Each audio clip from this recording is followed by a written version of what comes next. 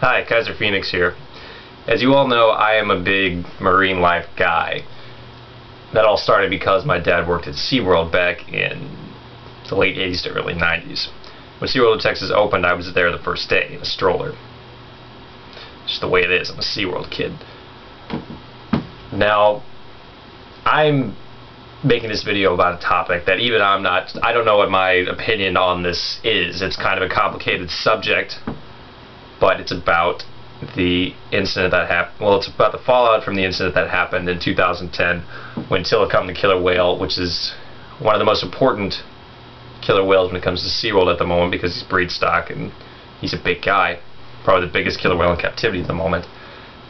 About the incident where Tilikum pulled his trainer into the water and killed her. Now, I don't know if you guys know the history of Tilikum or SeaWorld or whatever, so I'll go over it briefly. Tilikum was a wild killer whale that was caught in the late 80s, I want to say, and brought to Sealand of the Pacific, which no longer exists because of an incident that I'll tell you about in just a second. I believe it's in Canada, in Vancouver, I want to say. And if I'm wrong in it is, just feel free to say something or correct me. He was brought to that facility, and they didn't exactly treat their whales in a way that was A, ethical, or B, intelligent. A killer whale is a very large animal, obviously. It's one of the largest animals in captivity that we do training work with, them and elephants. Elephants are dangerous as well. But I believe it was a situation where they were keeping them overnight in a very enclosed space, which wasn't good for the animal.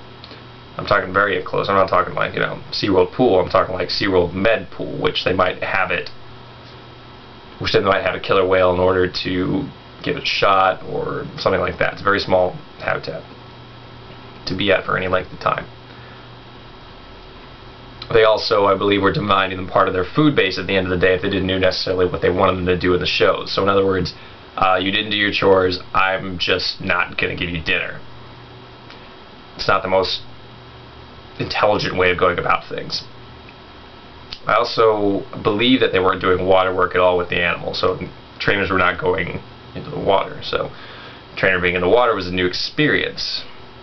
And when that happened, when a trainer fell in, she never came out because they took her and they drowned her.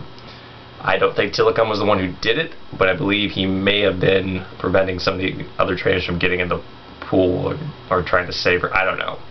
I feel like whenever a trainer gets in the water and something happens, there's not much that other people can do about it. But flash forward to 1999.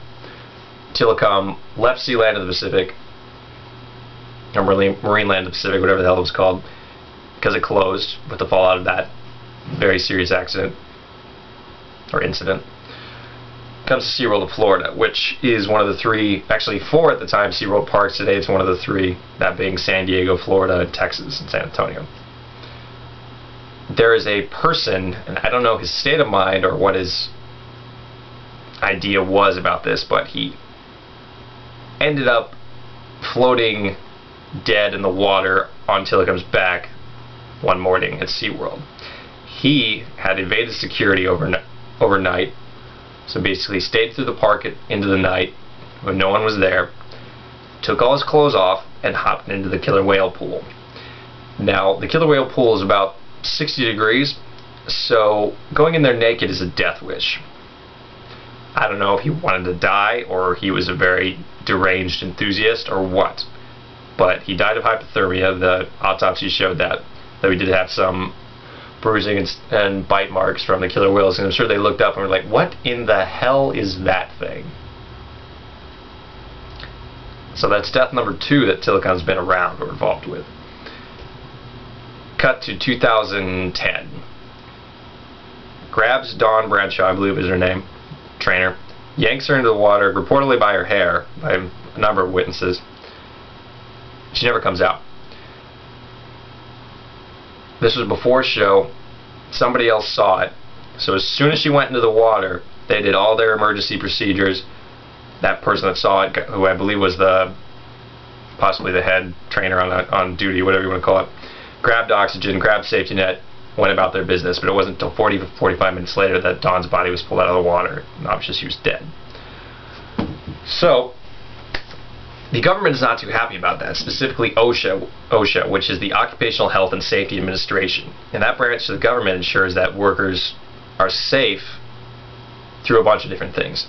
They might regulate where the fire extinguishers are. They might regulate how much chemicals can be in the air in any specific area. They might regulate the fact there's an alarm on the O3 sensor at the penguin exhibit, for example. They might regulate the fact that there's a guardrail when you're going down a tall stairwell. It might be all those things. But specifically, they and Seaworld are going to court about what OSHA wants them to do about, first of all, the incident, and how they're going to make sure it doesn't happen again. They want a $75,000 fine for what they call willful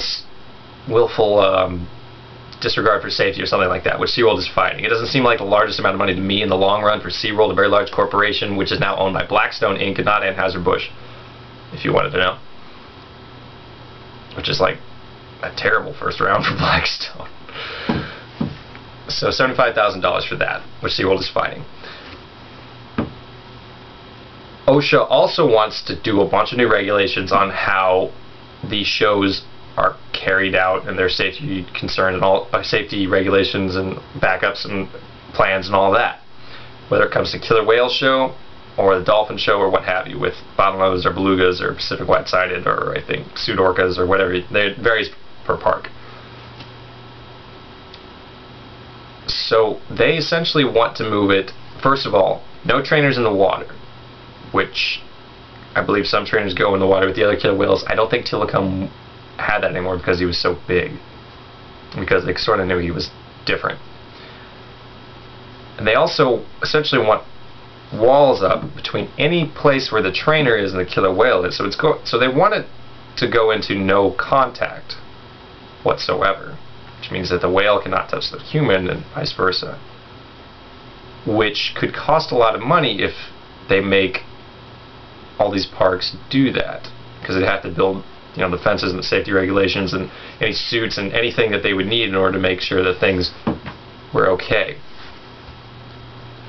So I don't know what to think about that. A lot of people are looking at this and seeing that it could be a very important decision when it comes to how we deal with killer whales in captivity, or maybe even whether it's a good idea to have it. And after that death where Tilikum killed the trainer, I don't know anymore what my opinion is on whether Seaworld should have killer whales or shouldn't have killer whales, or protected contact, free contact. But either way, the killer whales that they have can't necessarily go back into the wild. The orca that played Free Willy is an example of a whale that it made significant progress in the wild, but it was never free of its need for human contact, which can be dangerous to people in the wild. Say a killer whale wants fish or something from a boat, you know, maybe, I don't know. It's almost as if a killer whale in the wild that comes from captivity can be more dangerous than if it was in captivity. I'm not sure. Jack Canda has gone on record as saying this might change the way all the shows are done, but I don't really know what to think about it, to be honest. If you guys have any idea of what you think, or your opinion on the subject, or maybe more information, post it in the comments below. This case is ongoing. I want to say it's in recess right now. If you want more information, you can look it up online. If you type in Seaworld Orlando to Google or Google News, you'll probably find something about it. Or you can type in Tilikum, Tilikum, who is the whale, probably the most infamous killer whale in the world right now. Yeah, so don't know what to think. If you got an opinion, please let us know. Talk to you later.